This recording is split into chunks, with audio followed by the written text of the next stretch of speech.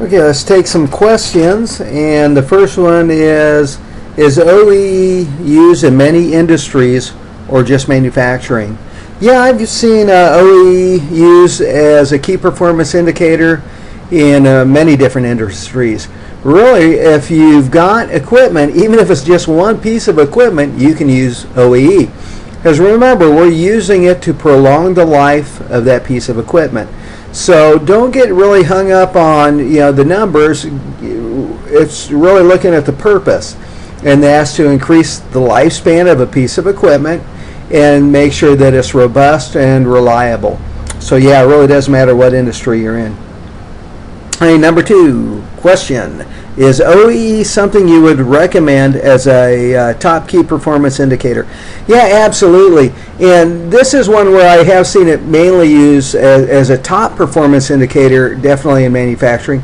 Because remember, those key performance indicators are what give us our sense of urgency and tell us how to utilize our resources. Our numbers kind of drive us forward. They give us that dynamic tension.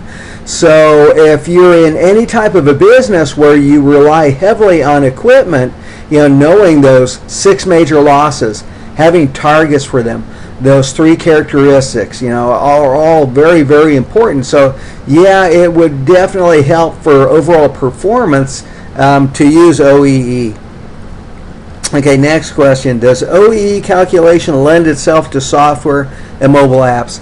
Absolutely, I think very, very well. Remember, we're not interested in spending a lot of time crunching numbers. We need the information the data will provide, but we don't want to get buried in sifting through that data. And you saw the calculation for OEE is very straightforward and very simple. So, finding the correct software, using software in the correct app where you're just having people record the information, setup time, downtime, shrinkage levels, things of this nature, and then let it come up with a number for you. When I was with Philips, we had our computer automation actually calculate the OEE for each piece of equipment for us. So we spent no time trying to create that information. Okay, next question: if the company is working only in 2 shifts, then what is the normal OEE efficiency to be considered? Shall we consider a 3rd shift and calculate theoretical OEE for only 2 shifts, or need to consider the 3rd shift? Okay, this is actually a perspective and type of question I get fairly often. And what we want to remember is we're not talking equipment utilization. When we talk about OEE, we're only measuring the amount of lost time when we want to be using the equipment, we don't have it. So even if you've got a piece of equipment scheduled for only 8 hours, you're looking at, within that 8 hours, those 6 major losses. During that 8-hour period, did you start and stop a lot? Did you have setup time issues? Did you ever run it slower because of vibration?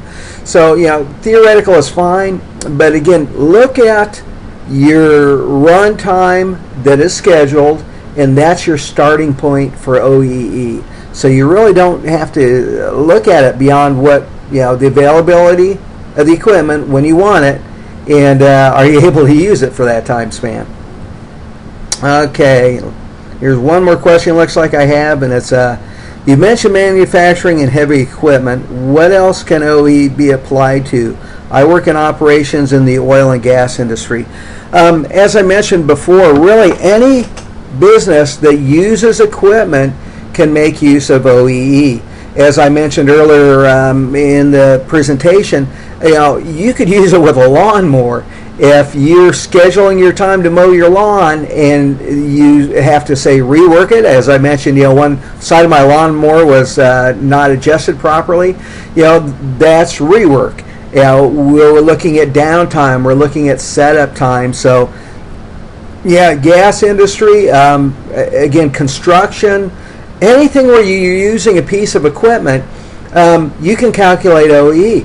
Remember, don't get hung up on the calculations and the numbers. The numbers are important because they give us that sense of urgency and dynamic tension. But what we're really looking at are those losses. So it's directing us in how to use our resources. So you're looking at your OEE to give you guidance in how to perform good maintenance. Because remember, the goal of OEE is to prolong the lifespan of all the equipment you use and to improve its reliability and robustness. So it's really a very, very simple program, and it's kind of the report card for how well you use your equipment and then how to apply the best efforts to prolong the life of it. So hopefully that helped you out. Again, I really enjoy sharing this information.